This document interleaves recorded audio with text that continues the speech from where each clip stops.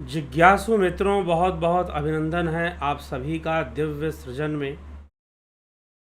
प्रत्येक दिवस की भांति आज भी यहाँ पर हम लाइव चर्चा का कार्यक्रम शुरू कर रहे हैं और आज जो विषय है, कल हमने सुना था प्रकृति पुरुष का संबंध, दृश्य और दृष्टा का संबंध। लेकिन आज का जो विषय है वह है प्रकृति पुरुष का संबंध विच्छेद, अर्थात उनका संबंध खत्म कैसे होगा, संबंध विच्छेद कैसे होगा। आज हमारी चर्चा का ये विषय रहेगा। आज हम इस पर चर्चा करेंगे कि प्रकृति पुरुष का जो संबंध विच्छेद है वो कैसे होगा और उसके होने का अर्थ क्या है। महर्षि पतंजलि इस विषय में क्या कह रहे हैं, आज हम इस विषय को समझने का प्रयास करेंगे। तो योग सूत्र में जो हमने अब तक जो सुना, दृष्टा और दृश्य का संबंध क्या है, तो दृश्य दृष्टा के लिए है और दृष्टा और दृश्य के बीच जो संयुक्तता है,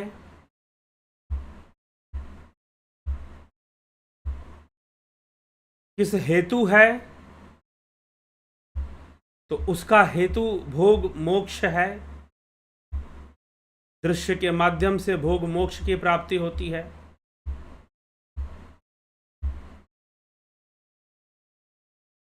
इस प्रकार से महर्षि पतंजलि ने इस विषय को स्पष्ट किया है। तो दृश्य और दृष्टा के विषय में वो अपने पक्ष को रखते हैं, दृष्टा और दृष्टा के विषय में बताते हैं और बताते हुए जो बातें कहते हैं वो ये सब बातें हैं जो हमने कल के व्याख्यान में सुना था, सूत्रों पर हमने चिंतन मनन किया था। तो सूत्र इसी विषय को स्पष्ट करते हैं।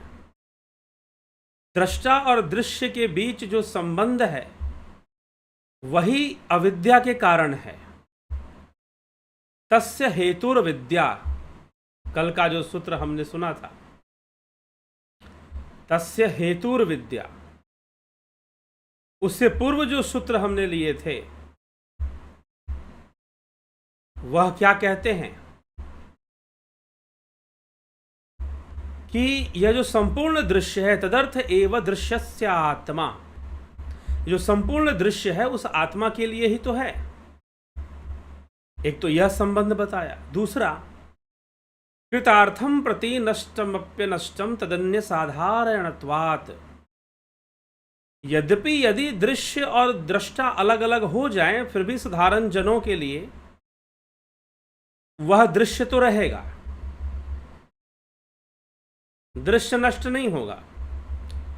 यदि दृष्टा दृश्य से अलग हो जाए तो साधारण जनों के लिए दृश्य रहेगा। यह भी दृष्टा दृश्य संबंध। फिर स्वस्वामी शक्तयो स्वरूपोपलब्धि हेतु संयोग,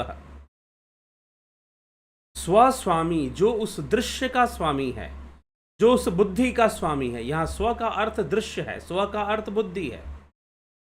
स्वस्वामी शक्ति हो, जीवात्मा इन दोनों शक्तियों के स्वरूप की जो उपलब्धि है वही संयोग का कारण है।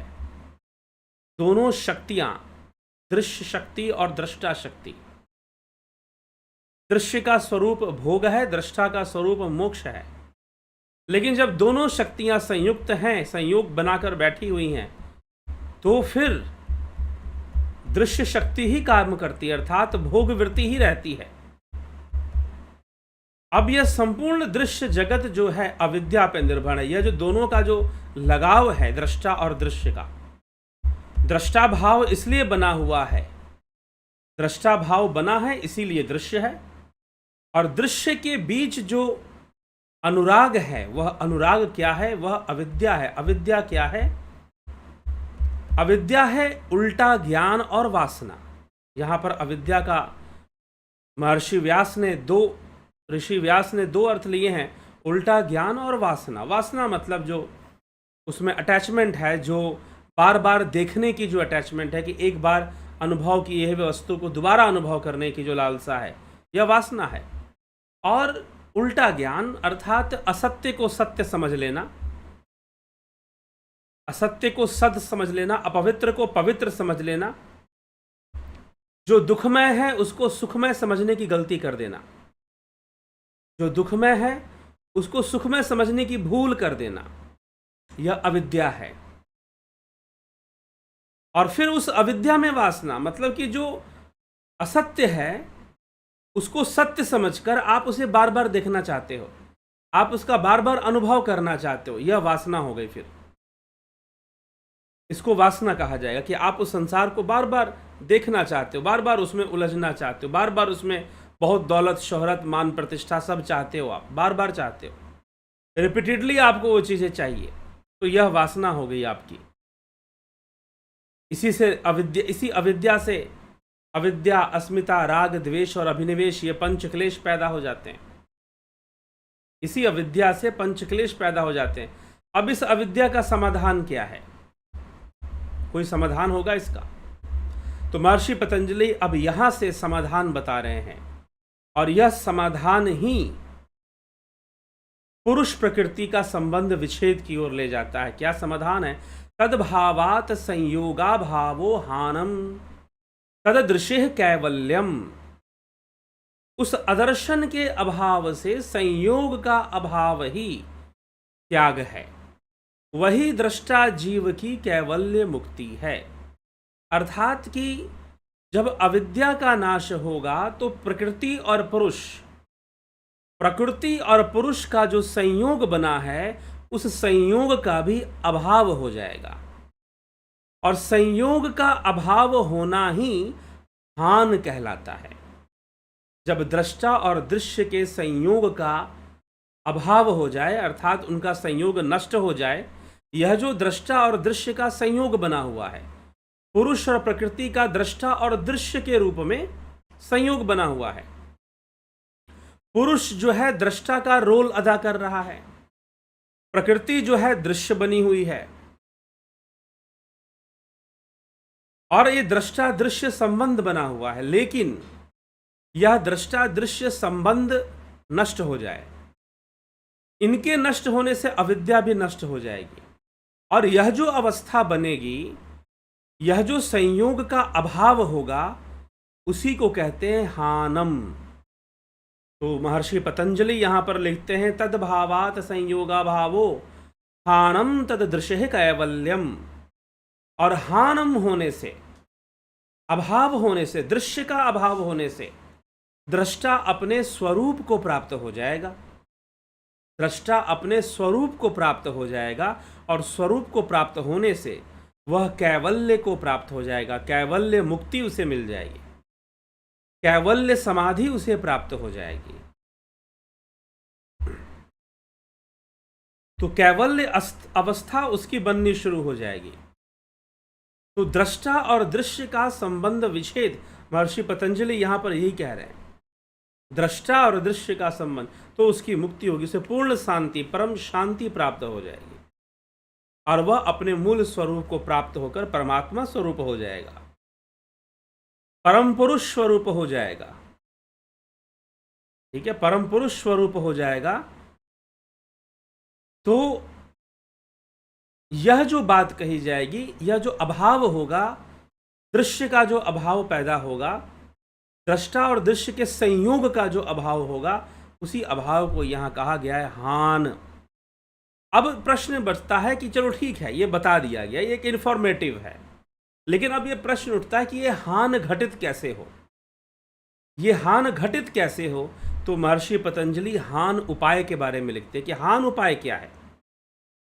यही प्रक्रिया है, ये जो चतुर्व्यूह विधान जो महर्षि पतंजलि दे रहे हैं, हेय, हे हेतु, हान और हान उपाय, यही आर्य सत्य में, जो बुद्ध का चार्य आर्य सत्य है कि संसार दुखमय है, तो दुख समुदाय है दुख का कारण, तो दुख का कारण भी है, और दुख का कारण है तो दुख का समाधान भी है, और जब दुख का समाधान है तो उस दुख के समाधान के लिए मार्ग भी है।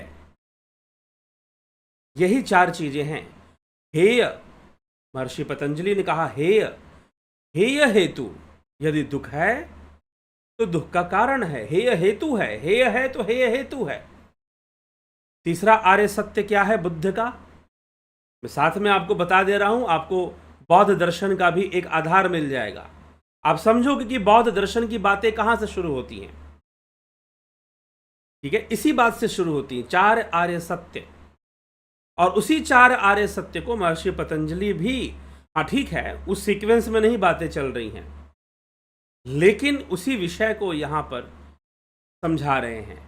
तो हेय हे हेतु, हान हान उपाय, हान और हान उपाय। तो दुख है तो दुख का कारण है, दुख का कारण है तो दुख का समाधान है, तो दुख का समाधान के लिए मार्ग है।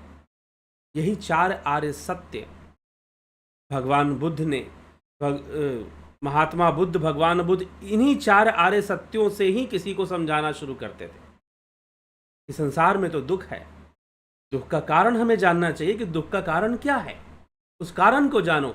तो योग सूत्र में क्या कारण बताया जा रहा है, दृष्टा दृश्य संयोग ही कारण है। और दृष्टा दृश्य संयोग से अविद्या जो पैदा हो रही है, वह अविद्या ही क्लेशों की मूल भूमि है, अविद्या ही क्लेशों की जन्म भूमि बताई गई है। तो अविद्या ही क्लेशों की जन्म भूमि है, तो अविद्या है। तो अब इस दृष्टा दृश्य संबंध का अभाव हो जाए, अभाव होने से हान होगा, अविद्या का नष्ट होगा और दुखों का भी नाश होगा। तो अब ये हान उपाय है।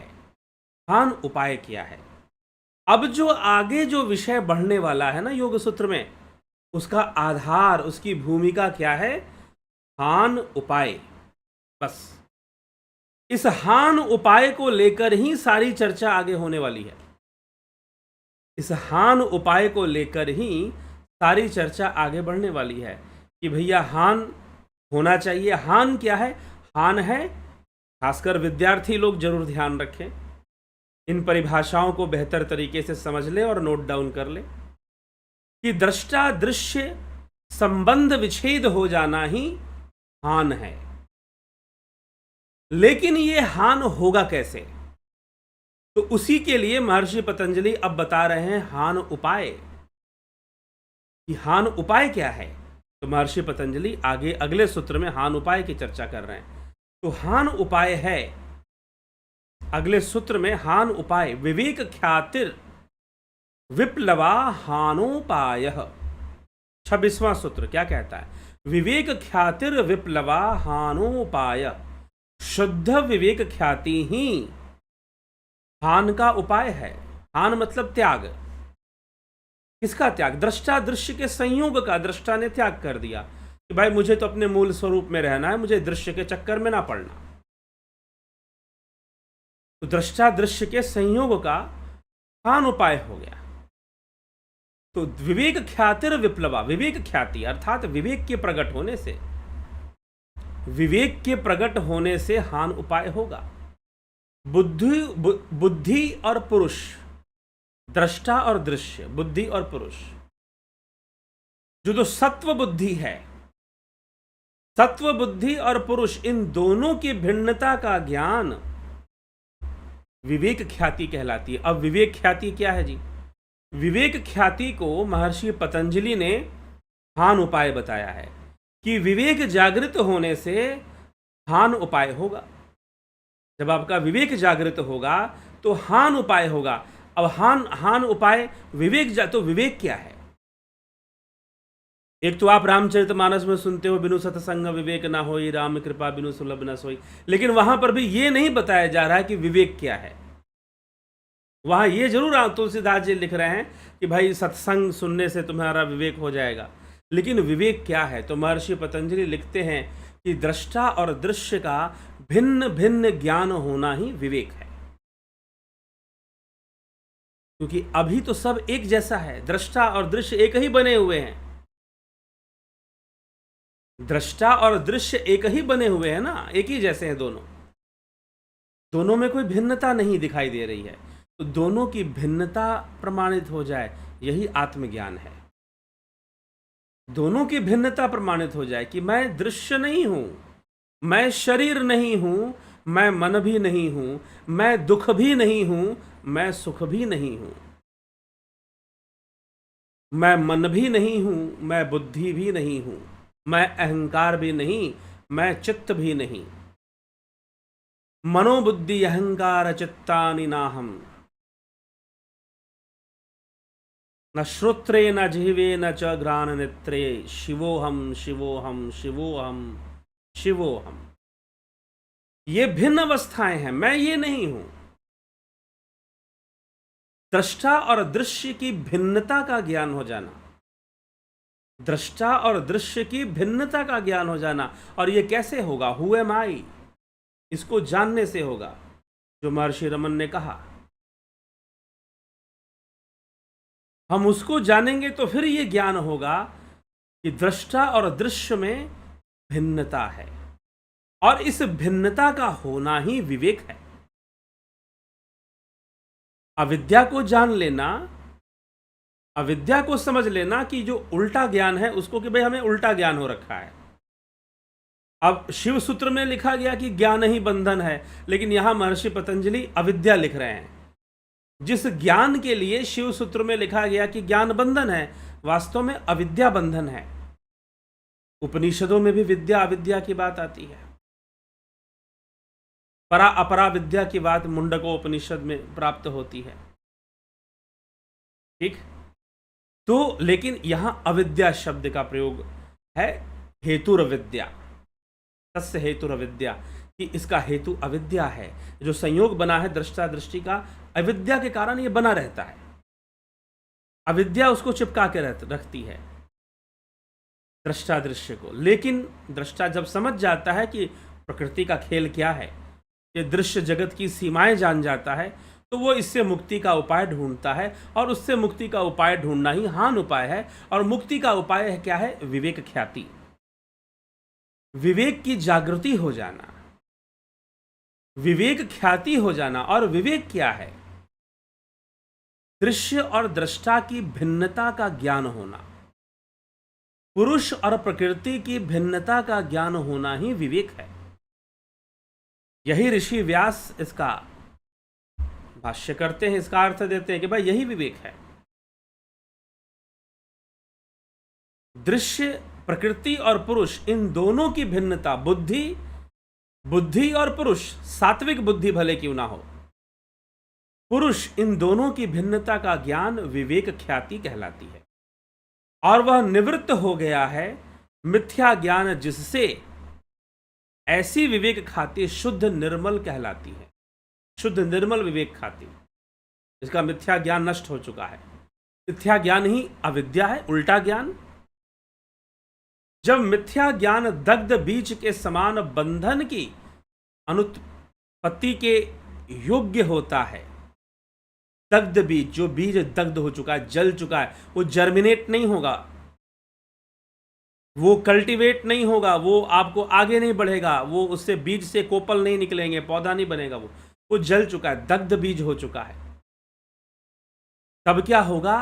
तब रजोगुण निमित्त क्लेश दूर हो जाने पर, रजोगुण दूर हो जाएगा, सारे संस्कार नहीं पैदा होंगे। फिर सत्व के परम प्रकाश में, परम वशीकार संज्ञा में वर्तमान हुए योगी के विवेक ज्ञान का प्रवाह निर्मल शुद्ध होता है। वह निर्मल विवेक ख्याति हान का उपाय है।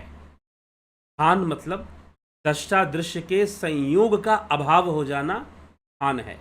इसका उपाय क्या है? यह निर्मल विवेक ख्याति हो जाना। विवेक ख्याति जरूरी है, विवेक का प्रकट होना। तो हान उपाय क्या है? महर्षि पतंजलि ने किसे हान उपाय बताया है? परीक्षाओं में पूछे जा सकते हैं। विवेक को बताया है, विवेक ख्याति को बताया है।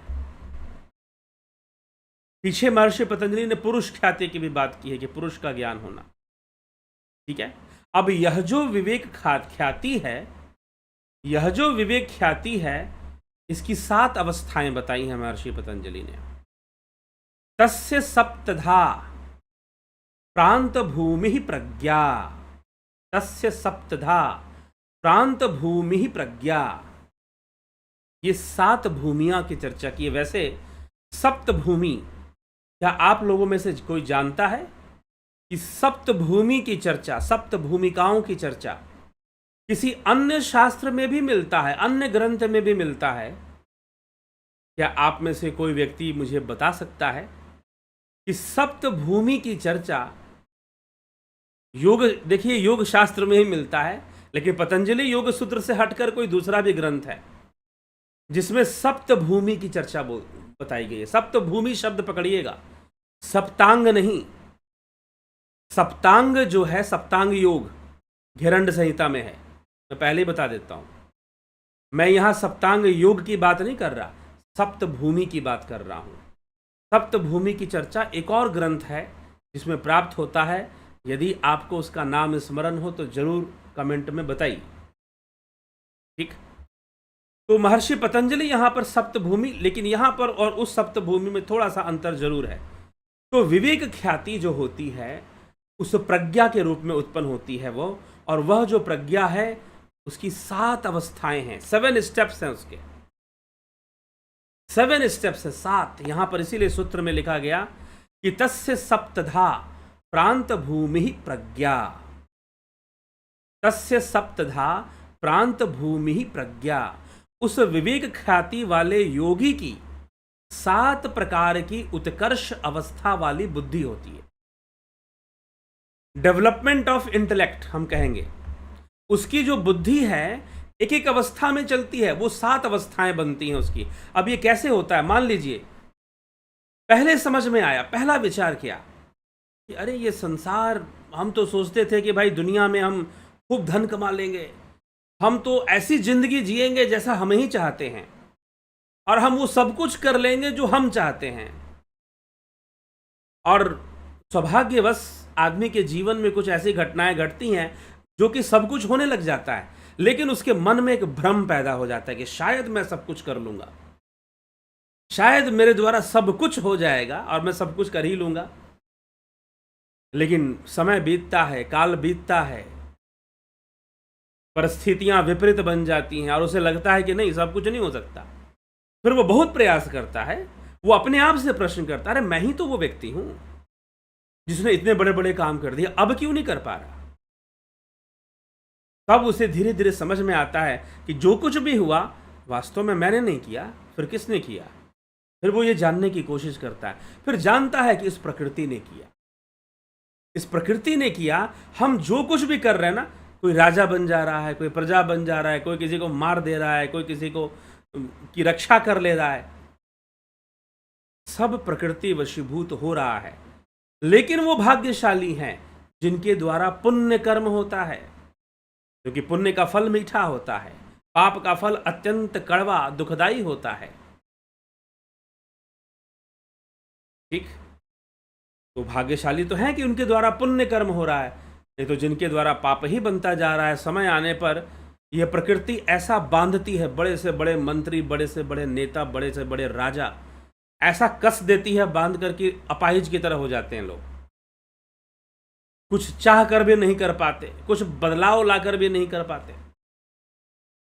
और एक समय में वही नेताजी थे, पता नहीं क्या क्या बदल दिया करते थे। तो परिस्थितियां बन जाती हैं। प्रकृति बड़ी रहस्यमयी चीज है, इतना भ्रम पैदा करती है कि आदमी एक समय के लिए सोचता है कि सारी दुनिया वही जीत लेगा और वो जो चाहेगा वो कर लेगा। लेकिन समय बदलता है और बदलता हुआ समय बहुत कुछ बदल के रख देता है। ठीक, तो यह प्रकृति है। तो पहले उसे समझ में आ जाए कि यह संसार दुखमय है, तो पहली बुद्धि का विकास हुआ। यह पहला लेवल हम मानेंगे। सप्त भूमि, यहां पर सप्त प्रज्ञा भूमि, क्षमा करें, यहां जो महर्षि पतंजलि ने शब्द इस्तेमाल किया है वो सप्तधा प्रांत भूमि ही प्रज्ञा। तो प्रज्ञा की 7 प्रांत भूमियां हैं, 7 प्रांत भूमियां हैं। और दूसरी जगह पर महर्षि पतंजलि ने सप्त भूमिका शब्द का प्रयोग किया है। तो सप्त भूमिका, एक दूसरे ग्रंथ में एक सप्त भूमिका और आता है, दूसरे ग्रंथ में भी सप्त भूमिकाओं की चर्चा मिलती है। ठीक है, तो सप्त भूमिका कौन से ग्रंथ में है? आप जरूर कमेंट करके, मैंने कहा आप जरूर बताइए। अगर नहीं पता चल रहा है तो थोड़ा सा गूगल कर लीजिए, पता चल जाएगा सप्त भूमिका की चर्चा कहाँ मिलती है। तो सप्त भूमिका तस्य सप्तधा प्रांत भूमि प्रज्ञा, उस विवेक ख्याति वाले योगी की 7 प्रकार की उत्कर्ष अवस्था वाली बुद्धि होती है। स्टेप बाय स्टेप, अचानक से देखिए, अब यहां पर महर्षि पतंजलि की एक यही विशेषता है कि योग सूत्र पढ़ने से साधकों को बल मिलता है। ये इसकी बहुत बड़ी विशेषता है कि साधकों को बल मिलता है, और वास्तव में वो साधना और योग का उद्देश्य समझ पाते हैं कि योग का उद्देश्य क्या है, साधना का उद्देश्य क्या है। यही पतंजलि की विशेषता है कि पतंजलि ने इस ढंग से लिखा है, इस ढंग से बातों को समझाया है। अब वो जब इस सप्त प्रांत भूमि की बात कर रहे हैं कि सप्तधा प्रांत भूमि ही प्रज्ञा, जब वो सप्त प्रांत भूमि या प्रज्ञा भूमि की बात कर रहे हैं कि 7 प्रज्ञा भूमि होती है, तो ये डेवलपमेंट ऑफ योगी के बारे में बता रहे हैं कि मनुष्य कैसे योग मार्ग पर आगे, उसकी बुद्धि का विकास होना जरूरी है, उसकी बुद्धि का विकास होना जरूरी है। और बुद्धि का विकास सबसे पहले वो संसार की नश्वरता को समझे कि ये संसार दुखमय है। इसीलिए बुद्ध भी जब अपनी देशना शुरू करते थे तो इसी बात से करते थे कि संसार दुखमय है, दुख का कारण है, दुख का कारण है तो दुख का समाधान भी है, और दुख के समाधान का मार्ग है। तो 4 noble truths of Buddha, same concept is explain by Maharshi Patanjali इन योग सूत्र, सेम कॉन्सेप्ट जो बुद्ध ने समझाया था, लेकिन यहां पर बिल्कुल शब्द अलग हैं, स्टाइल डिफरेंट है। बुद्ध के तरह वो नहीं है, बुद्ध के तो 4 सत्य एक साथ हैं, लेकिन यहां पर कारण बताते हुए कि अविद्या कारण है। तो अब मार्ग क्या है? हान उपाय ही मार्ग है। हान उपाय क्या है? विवेक ख्याति होने से हान उपाय होगा। विवेक ख्याति क्या है? सप्तधा प्रांत भूमि ही प्रज्ञा, कि सप्त भूमियां हैं, प्रांत भूमियां हैं, बुद्धि की हैं, ये बुद्धि का लेवल ऑफ डेवलपमेंट है। अचानक से किसी के ऊपर हम कोई बात थोप नहीं सकते, योग थोपने का विषय नहीं है, ठीक है। हाँ ठीक है, थोड़ा बहुत लोगों को प्रेरणा देने के लिए कहना जरूर चाहिए, बच्चों को भी सिखलाना चाहिए कि भाई तुम भी थोड़ा बैठो, ध्यान में बैठो, योगासन वगैरह कर लो, लेकिन फिर भी यह थोपने का विषय नहीं है। तो लेकिन पूर्व संस्कार कुछ रहेंगे तो उसकी सहायता प्राप्त होगी और वो आगे बढ़कर अच्छा योगी बनेगा, तो संस्कार देने चाहिए। लेकिन वास्तव में वो योग तभी कर पाएगा जब वो खुद की समझ विकसित करेगा, अपनी निजी समझ उसको विकसित हो जाए, तभी योग संभव है, तभी योग का लाभ संभव है, तभी योग संभव है और तभी योग का लाभ भी संभव है, ठीक। तो यहां पर यही सप्त भूमि कौन कौन सी है, तो ऋषि व्यास अपनी व्याख्या में, अपने भाष्य में इसकी चर्चा करते हैं कि कौन कौन सी सप्त भूमियां हैं। तो वो लिखते हैं, परिज्ञातम हेय नास्य पुण्य परिज्ञेयमस्ति, त्यागने योग्य दुखों को कारण सहित मैंने जान लिया, अब पुनः इनको जानने की इच्छा नहीं, जानने योग्य पुनः कुछ भी नहीं, त्यागने योग्य दुखों को मैंने जान लिया, यह पहली अवस्था। अर्थात कि सर्वप्रथम दुखों को जानो कि संसार दुखमय है, यह संसार नश्वर है। यह पहली सप्त भूमि, सप्त प्रज्ञा भूमि में पहली प्रज्ञा है। ये पहली प्रज्ञा आपको क्या प्राप्त होगी?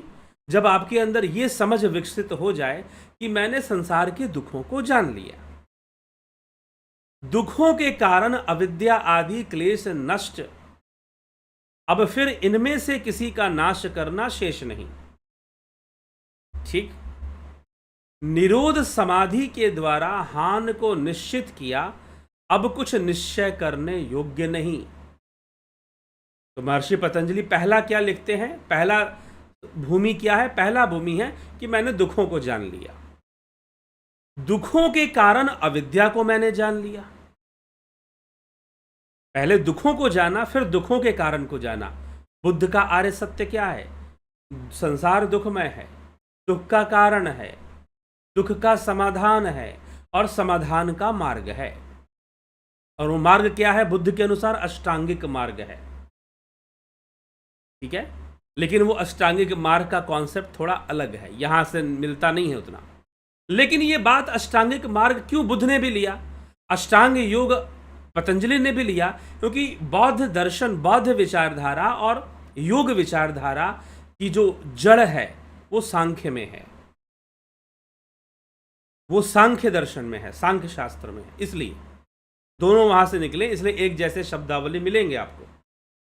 तो पहला कि संसार दुखमय है, मैंने जान लिया। दूसरा, दुख का कारण अविद्या है, मैंने ये जान लिया। और उस अविद्या का उपाय होना हान है। निरोध समाधि, निरोध का अभ्यास, चित्तवृत्ति निरोध का अभ्यास करना शुरू किया। निरोध समाधि के द्वारा हान को निश्चित किया। मतलब अब हान कैसे होगा? मतलब दृष्टा दृश्य का अभाव कैसे होगा, दुखों का अभाव कैसे होगा, अविद्या का अभाव कैसे होगा? जब दृष्टा दृश्य के संयोग का अभाव हो जाएगा, तो उसी को हान कहा गया है। तो हान कैसे होगा? निरोध समाधि से होगा। मैंने ये भी जान लिया कि चित्तवृत्ति निरोध से ही हान होगा। चौथी भूमि, ये तीसरा हो गया। चौथी भूमि क्या है?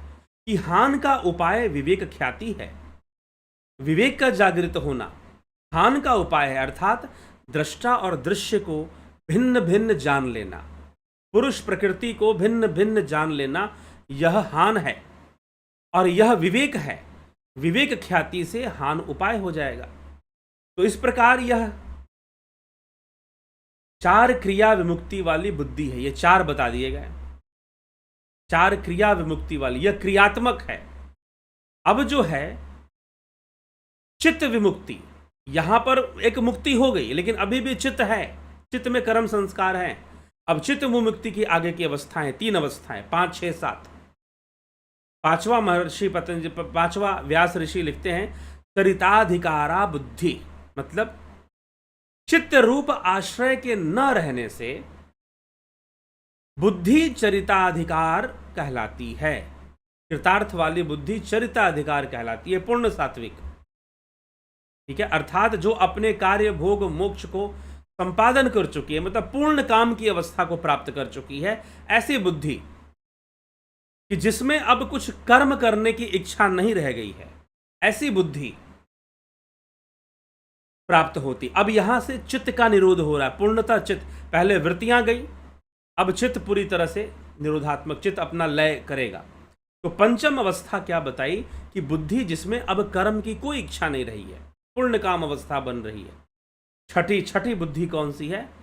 तीनों गुण बुद्धि रूप आश्रय के बिना अपने कारण रूप प्रकृति में बुद्धि के सहित इस प्रकार लय हो जाते हैं, जैसे पर्वत की चोटी के किनारे से गिरे हुए पत्थर बीच में ना ठहरते हुए पृथ्वी पर आकर चूर चूर हो जाते हैं। तीनों गुण विलुप्त हो जाएंगे। फिर अब ऐसी अवस्था बनेगी, तीनों गुणों की अवस्था खत्म होगी। छठी अवस्था है ये। बुद्धि का अब कोई कर्म नहीं है, बुद्धि का कोई संस्कार काम नहीं करेगा, तो तीनों गुण ऐसे गिरेंगे, ऐसे नष्ट होंगे, जैसे कोई ऊंची पहाड़ी से कोई पत्थर गिरा दिया जाए तो धरती पर नीचे जाकर वो चकनाचूर हो जाता है। वैसे ये 3 गुणों का साम्राज्य, त्रिगुणी माया जो है वो नष्ट हो जाएगी। त्रिगुणी माया का नाश होगा यहाँ पर, त्रिगुणी प्रकृति का नष्ट का विलय हो जाएगा यहाँ पर। छठी अवस्था बनेगी। और ऐसा होने से इस अवस्था में पुरुष, 7वीं अवस्था, गुणों के संबंध से रहित हुआ ज्ञान स्वरूप मात्र शुद्ध और मुक्त अवस्था को प्राप्त हो जाता है। यह मुक्त अवस्था ही 7वीं अवस्था है, 7वीं स्थिति है, 7वीं भूमि है। यह मुक्त अवस्था ही 7वीं भूमि है जो महर्षि पतंजलि यहां पे बता रहे हैं। यह मुक्त अवस्था ही 7वीं भूमि है। तो ये 7 भूमियां महर्षि पतंजलि ने सप्तधा प्रांत भूमि ही प्रज्ञा, इसको ऐसे लिखा है महर्षि पतंजलि ने। 7 भूमिकाएं योग वासिष्ठ में, योग वासिष्ठ नामक ग्रंथ में, योग शास्त्र का ही वो ग्रंथ है, योग शास्त्र से ही संबंध बनाता है। और वो योग विद्या मैं कहता हूं श्री राम के चरित्र को आपने तब तक नहीं जाना जब तक आपने योग वासिष्ठ को नहीं जाना। राम कौन थे, राम का चरित्र क्या था, और राम ने जितने भी कर्म किए वो किस भाव में किए, ये गहराई हमें महारामायण से मिलती है। महारामायण मतलब योग वासिष्ठ, वहां से प्राप्त होती है। तो योग वासिष्ठ में सप्त भूमिका की चर्चा महर्षि वशिष्ठ करते हैं, क्योंकि यह वशिष्ठ, इसको वशिष्ठ रामायण के नाम से लोग जानते हैं, महारामायण के नाम से भी लोग जानते हैं।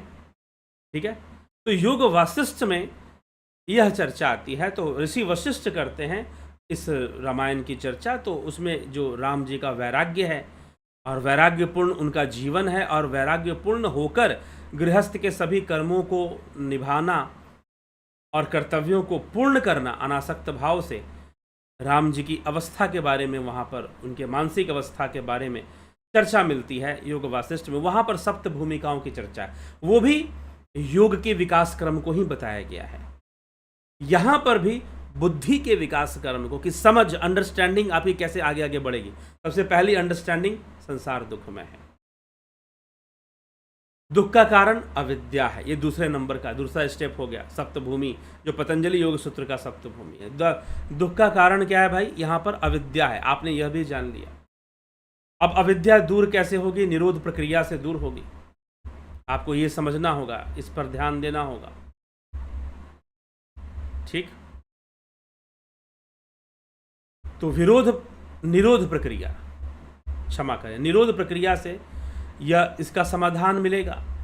तो दूसरी अवस्था में अविद्या के बारे में हमें ज्ञान हो जाए। फिर तीसरी अवस्था में निरोध समाधि की निरोध प्रक्रिया से ही इसका हान उपाय होगा। ठीक है, चौथी की हान का उपाय विवेक ख्याति है। विवेक का जागृत होना जरूरी है। और विवेक क्या है, दृष्टा और दृश्य की भिन्नता का ज्ञान, प्रकृति पुरुष की भिन्नता का ज्ञान विवेक है। ठीक, ऐसा विवेक प्राप्त हो जाए, फिर आपकी पांचवी अवस्था बनेगी। पांचवी अवस्था क्या बनेगी, अब पांचवी अवस्था से चित्त का लय होगा। यहां तक तो विवेक ख्याति तक हुआ, अब चित्त का लय। ये चित्त रूप आश्रय के न रहने पर, अर्थात जो कर्म बीज संस्कार है वो दग्ध हो जाएंगे, उनका नाश होगा।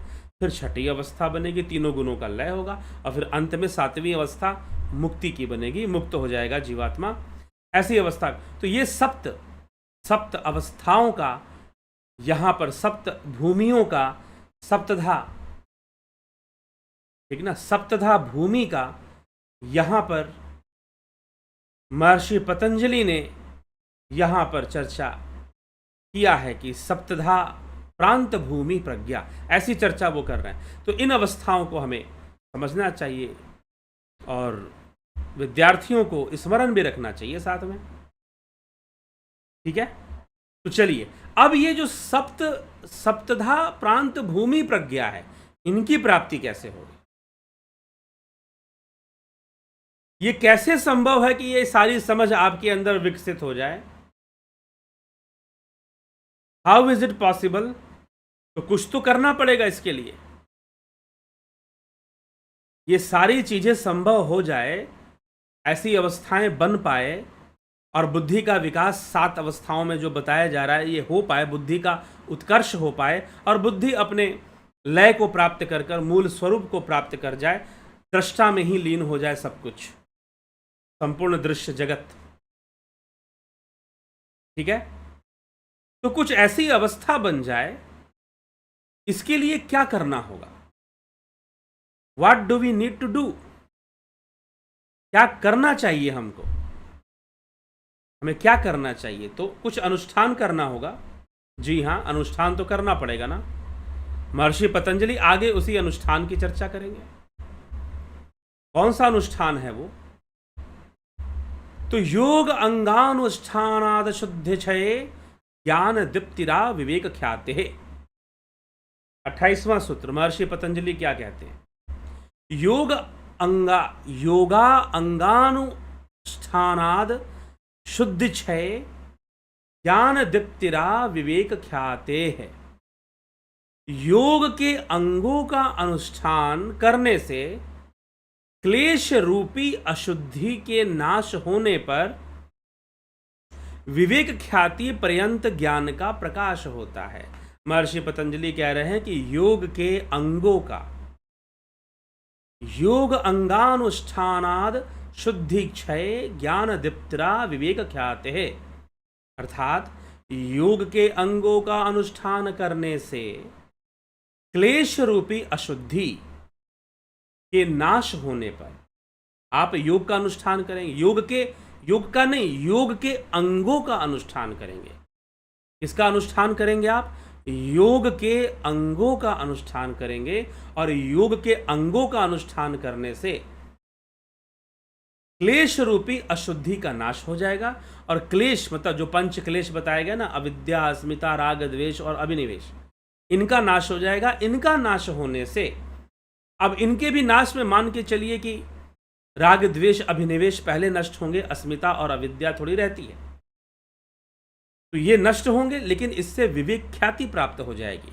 और विवेक ख्याति प्राप्त होने से विवेक ख्याति पर्यंत, विवेक ख्याति के आगे का जो ज्ञान है उसका प्रकाश हो जाएगा। विवेक ख्याति पर्यंत ज्ञान का प्रकाश होगा। तो योग के अंगों का अनुष्ठान करना होगा। योग के अंगों का अनुष्ठान करना होगा, तो जाकर विवेक ख्याति प्राप्त होगी। और विवेक ख्याति से हान उपाय हो जाएगा, और हान उपाय से हान हो जाएगा। हान होने से दृष्टा और दृश्य का संबंध विच्छेद हो जाएगा, जो आज का हमारा विषय है, प्रकृति और पुरुष का संबंध विच्छेद। तो उसके लिए अब हमें क्या करना होगा? महर्षि पतंजलि हमें कहाँ ले आए? योग के अंगों का अनुष्ठान। अब ये योग के अंग कौन कौन से हैं? अब योग के अंग कितने हैं? योग के अंग कितने हैं? आज तो हमने सप्तधा भूमि की बात की, प्रज्ञा भूमि जो है, और अब चर्चा आगे योग के अंगों पर होगी। और योग के अंग कितने हैं? 8 अंग हैं। अष्टांग योग, यहां से अब अष्टांग योग की चर्चा होगी। अभी तक जितनी भी बातें हुई साधन पाद में, वो अष्टांग योग की भूमिका थी। भूमिका थी कि भाई अष्टांग योग करना क्यों है, ये बताने की कोशिश महर्षि पतंजलि ने की। अब वो अष्टांग योग को एक्सप्लेन करना शुरू करेंगे। अब आगे योग सूत्र में जितनी बातें चलेंगी, यहां पर एक टर्निंग पॉइंट है। अब हालांकि कोई टर्निंग पॉइंट नहीं, शुरू से लेकर अंत तक एक ही विषय पर चर्चा चल रही है कि स्वरूप की उपलब्धि होनी चाहिए, तददृष्टु स्वरूपे अवस्था नाम, कैवल्य की प्राप्ति होनी चाहिए, यही तो चर्चा चल रही है। लेकिन टर्निंग पॉइंट क्या होगा कि अब यहां से महर्षि पतंजलि अष्टांग योग पर चर्चा शुरू करेंगे, और कैवल्य पाद तक, मतलब विभूति पाद में पूरा अष्टांग योग पर आधारित बातें, कैवल्य पाद में भी अष्टांग योग पर ही आधारित बातें आगे बढ़ेंगी। तो अब कल 9 बजे लाइव चर्चा से हम अष्टांग योग पर चर्चा शुरू कर देंगे। अब आगे के जो सूत्र हैं वो अष्टांग योग पर आधारित हैं, उनमें अष्टांग योग की चर्चाएं हो रही हैं। ठीक है, तो अब आगे अष्टांग योग की चर्चा हम शुरू करेंगे। आप जुड़े रहें, बने रहें और लाभ उठाते रहें। अष्टांग योग में एक एक अंग को समझा जाएगा, यम क्या है, नियम क्या है, आसन, प्राणायाम, प्रत्याहार, महर्षि पतंजलि क्या बताते हैं इन सभी विषयों के बारे में, आसन, प्राणायाम, प्रत्याहार, धारणा, ध्यान, समाधि, ये सारी चीजें क्या हैं।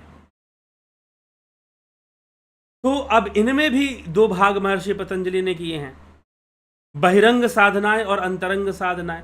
बहिरंग साधनाएं प्रत्याहार तक बहिरंग है, धारणा, ध्यान, समाधि जो है अंतरंग है। लेकिन अष्टांग योग एक और ग्रंथ में है जहां पर प्रत्याहार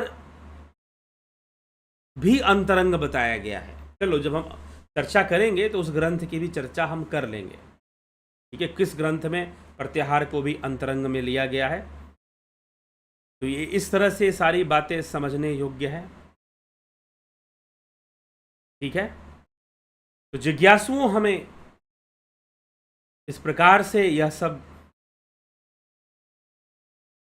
समझते हुए आगे बढ़ना है। ठीक है। और अष्टांग योग पर अब चर्चा शुरू हो जाएगी। जो ध्यान योग का कोर्स है वो भी अष्टांग योग आधारित ही है। तो जो भी लोग ध्यान योग का कोर्स आप जल्दी ज्वाइन कर सके तो ज़रूर जल्दी ज्वाइन कीजिए। ध्यान योग का कोर्स देखिए 20 अक्टूबर से शुरू होगा। ड्यूरेशन 1 मंथ का है, 1 मंथ ये कोर्स चलेगा। ऑनलाइन मेडिटेशन कोर्स है, गाइडेड मेडिटेशन, हठ योग पे आधारित साधनाएं हैं, ट्रांसेंडेंटल मेडिटेशन राजयोग पे आधारित है, स्पिरिचुअल हीलिंग टेक्निक्स हैं। ठीक है, उपचार, आध्यात्मिक ऊर्जा से उपचार। तो यह है, इसमें जुपिटर और सन मेंबरशिप है। जुपिटर और सन मेंबरशिप, जुपिटर मेंबरशिप में ये तीनों ही कोर्सेज मिलते हैं, गाइडेड मेडिटेशन, ट्रांसेंडेंटल मेडिटेशन और स्पिरिचुअल हीलिंग। ये तीनों ही कोर्सेज प्राप्त हो जाते हैं जुपिटर मेंबरशिप में। सन मेंबरशिप में आपको सिर्फ 2 शुरुआत के गाइडेड मेडिटेशन और ट्रांसेंडेंटल मेडिटेशन, यही 2 कोर्सेज प्राप्त हो पाएंगी। तो आप जिन लोगों, कई लोगों ने पूछा कि हमको ज्वाइन करना है, डिटेल दीजिए, डिटेल दिया गया, लेकिन कुछ लोगों ने ज्वाइन किया। अभी बहुत सारे लोग जिन्होंने ज्वाइन अभी तक नहीं किया है, डिटेल लेने के बाद भी। अगर आपको डिटेल चाहिए कि हम कैसे ज्वाइन करें तो आप 9661802459 इस नंबर पर व्हाट्सअप मैसेज कर लीजिए, पता कर लीजिए कि आपको कैसे ज्वाइन करना है, सारा डिटेल आपको दे दिया जाए। ठीक है। और अभी तो 20 तारीख से शुरू होगा, तो आप 19 तारीख तक ज्वाइन कर सकते हैं, 18 तारीख तक ज्वाइन कर सकते हैं। लेकिन फिर भी यदि आप ज्वाइन पहले कर सकते हैं तो पहले कर लीजिए। क्यों कर लीजिए? क्योंकि जब एक साथ बहुत सारे लोग ज्वाइन करते हैं तो उस समय कंफर्मेशन में देरी होती है, और आप कहते हो कि भाई हमने ज्वाइन कर लिया, हमको कंफर्म करो कि हमने ज्वाइन कर लिया। क्योंकि आप जो भी डिटेल आप शेयर करते हो, पेमेंट डिटेल शेयर करते हो, तो उसमें वो मैचिंग की जाती है, इसीलिए उसमें फिर थोड़ी देरी, क्योंकि बहुत सारे लोग एक साथ ज्वाइन करने लग जाते हैं। तो अगर आप कर सकते हैं, पहले कर सकते हैं, तो आप जितना पहले कर सकते हैं कर लीजिए। पता कि वैसे भी हम ज्वाइनिंग 1 तारीख से शुरू की जाती है, तो कुछ लोग कर लेते हैं पहले, तो अभी भी पहले कुछ लोगों ने कर लिया है। तो जिन्होंने नहीं किया है और करना चाहते हैं, अगर वो कर सकते हैं तो पहले ज्वाइन कर लें तो ज़्यादा बेहतर है। ठीक है। उससे क्या होगा कि फिर अचानक से बहुत सारे लोग ज्वाइन करते हैं, तो उसमें फिर थोड़ी सी दिक्कत महसूस होती है। और मैं थोड़ा सा आजकल अधिक व्यस्त चल रहा हूँ, मैंने बताया, कल भी बताया कि व्यस्त चल रहा हूँ, लगभग आधे नवंबर तक व्यस्त हूँ, 20 नवंबर तक लगभग व्यस्त हूँ। किसी ने कहा कि आपने 10 कहा था, तो गलती से 10 बोल दिया था, 20। ठीक है। तो व्यस्त हूँ थोड़ा, तो जो है किसी प्रोजेक्ट पर कोई काम चल रहा है, तो इसीलिए योग से संबंधित कुछ कार्य ही हैं, और भी कुछ कठिन कार्य भी हैं साथ में। तो ऐसे कई कार्य चल रहे हैं, तो इसलिए व्यस्तता अधिक होती है। कई बार आपके व्हाट्सएप रिप्लाई नहीं कर पाता हूँ, कई बार जो है देर से करता हूँ, तो ये सब थोड़ी दिक्कतें हैं। लेकिन फिर भी कोर्सेज आगे बढ़ेंगी, कोर्सेज चलेंगी, ऐसा नहीं कि कोर्स रुकेगा, कोर्स तो चलेगा। तो आप सभी जुड़े रहें, और पहले ज्वाइन कर सकते हैं तो ज़रूर पहले ज्वाइन कर लें आप।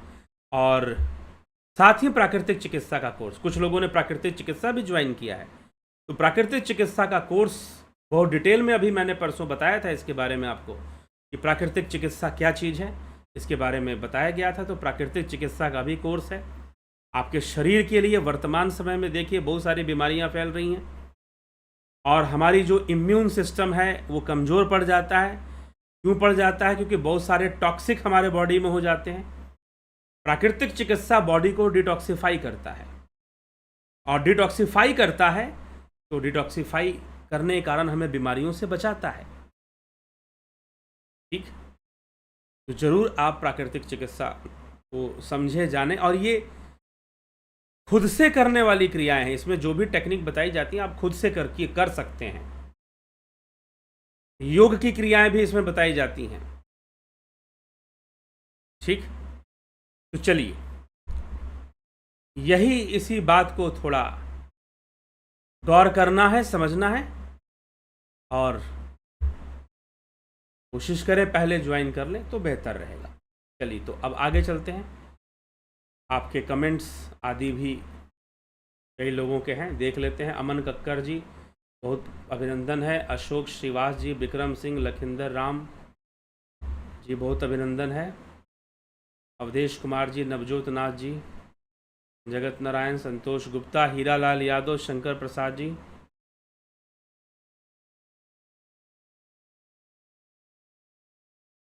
Some says that Purusha in a Sankhya Yoga Darshan is different for individual. In this explanation given in yoga books, is this no? Someone is reading, not reading completely. Yes, it is different. हमने भी यहां पर बताया कुछ दिन पहले, कल ही शायद इस पर चर्चा हुई थी कि सबकी आत्मा अलग अलग है। कैसे अलग अलग है? जब वो बुद्धि में संलग्न है। When Purusha is in the form of a drashta, when Purusha is in the form of a drashta, seer, जब पुरुष बुद्धि से संलग्न होकर दृष्टा बनकर बैठा हुआ है तो वो सब में अलग अलग है, 100% राइट। लेकिन अपने मूल स्वरूप में वो एक ही है। तो यह जो सांख्य दर्शन के जो विरोधी हैं और जिन्होंने कॉन्सेप्ट्स को क्लियर नहीं किया है, या फिर जिन्होंने क्लियरली पढ़ा नहीं है, योग सूत्र तो साफ साफ बता रहा है ना, यहां पर योग सूत्र तो साफ साफ कह रहा है कि भाई दृष्टा होना ही तो समस्या है। तो दृष्टा होने से अलग अलग है, मूल स्वरूप में होने से, दृष्टा होने से दृश्य की ओर उसका देखेगा वो, लेकिन मूल स्वरूप में होने से वो एक है। मूल स्वरूप में हमेशा एक है, वो चैतन्य है, वो ब्रह्म है। ठीक है? तो पुरुषा इज नॉट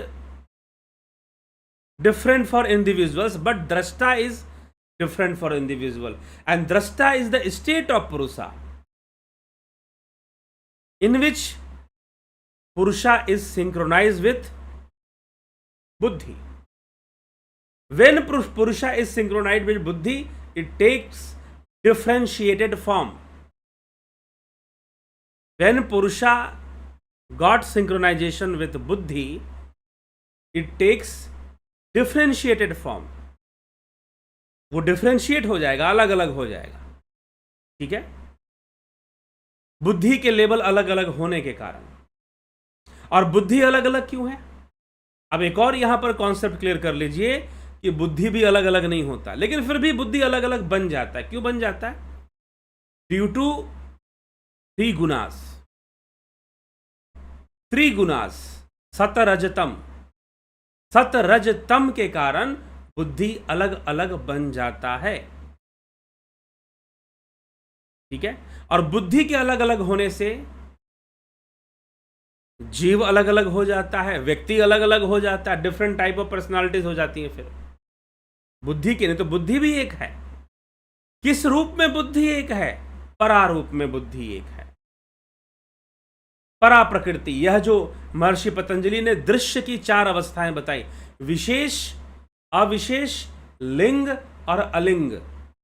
अलिंग मात्रा, लिंग मात्रानी अलिंग। तो विशेष, विशेष मतलब पंचभूत, जहां पर अविशेष इंद्रियों की अवस्था, लिंग मतलब स्वयं बुद्धि, बुद्धि की अवस्था, और बुद्धि से परे तीन गुणों की समता जहां पर आ जाएगी वह अलिंग मात्र, प्रकृति की अलिंग मात्र अवस्था, उसकी जो परावस्था है, 3 गुणों की सम अवस्था है। तो ये बुद्धि के भी ये 4 अवस्थाएं बताई गई हैं। अब 3 गुणों के कारण बुद्धि अनेक फॉर्म्स लेती है।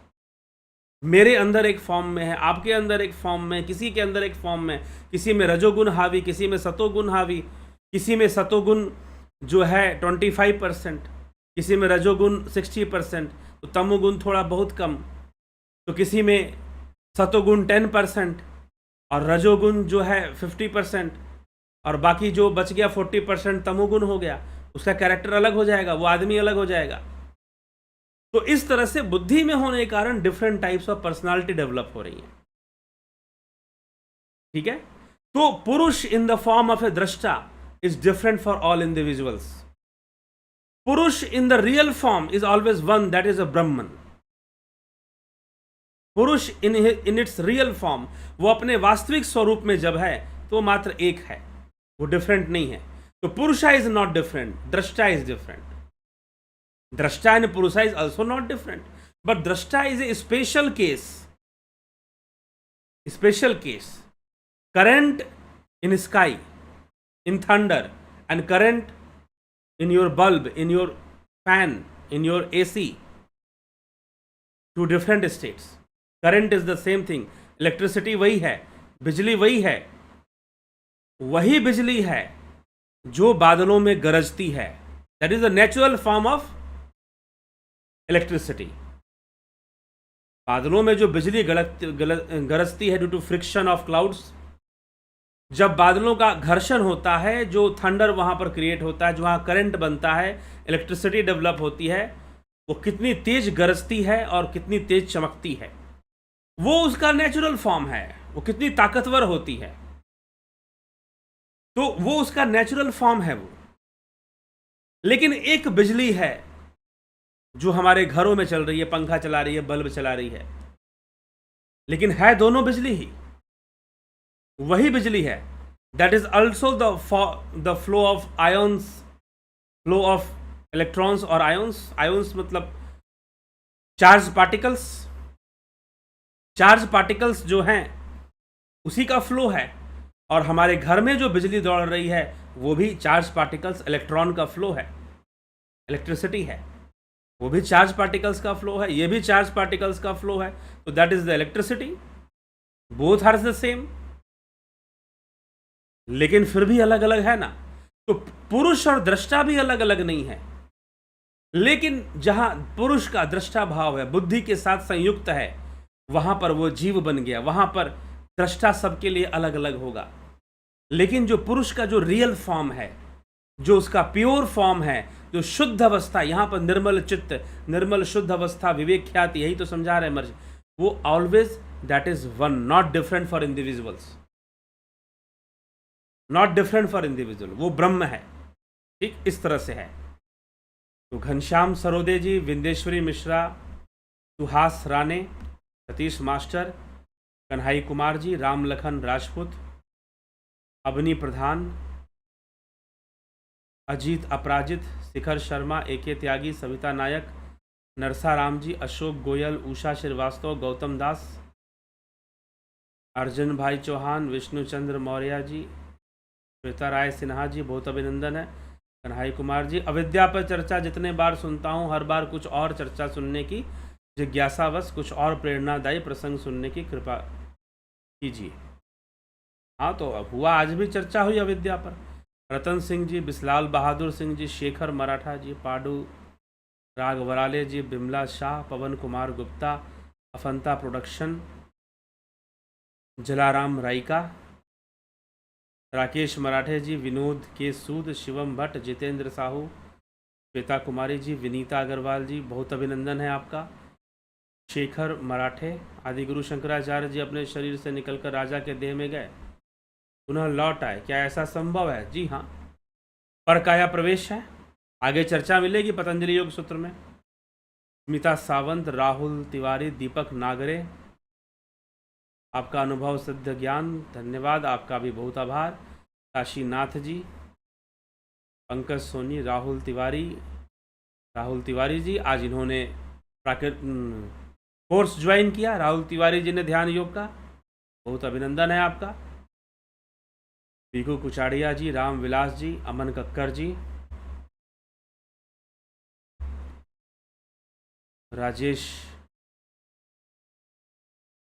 भाई मकवाना, धनराज सिंह राजपूत, अर्जुन पाटिल, नरेश मेहरा, जयंती भाई पटेल, प्रथमेश जी, कमलेश कसेरा, नरेश मेहरा, आपने बहुत सुंदर काम किया है शास्त्रों की चर्चा का। जी हाँ, कर रहे हैं, आप लोग भी इसमें सहयोगी बने रहें, ज़रूर वीडियोस को शेयर किया करें। रमेश व्यास जी, राजू पाल जी, हरीश रंगवाल, एके त्यागी जी, सविता नायक जी, एके भट्ट जी, बहुत अभिनंदन। पूनम सेठी, निशु चौहान जी, राहुल तिवारी, 8 अंग दिए हैं पतंजलि जी ने। जी हाँ निशु चौहान जी, निश्चय ही दिए हैं।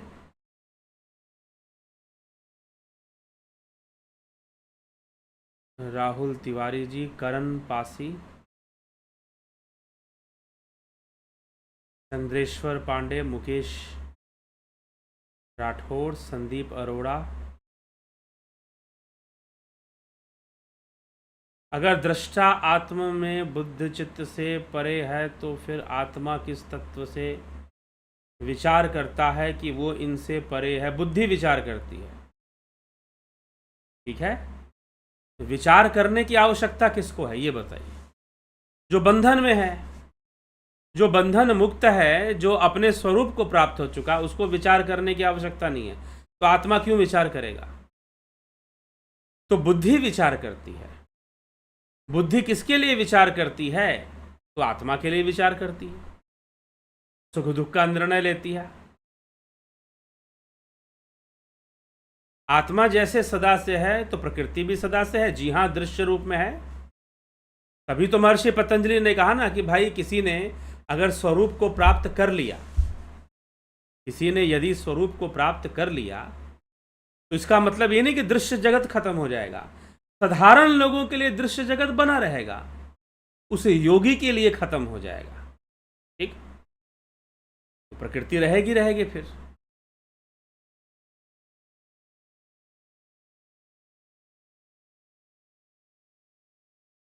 There are different forces of Prakriti. Trigun, the realization of Yoga seems impossible.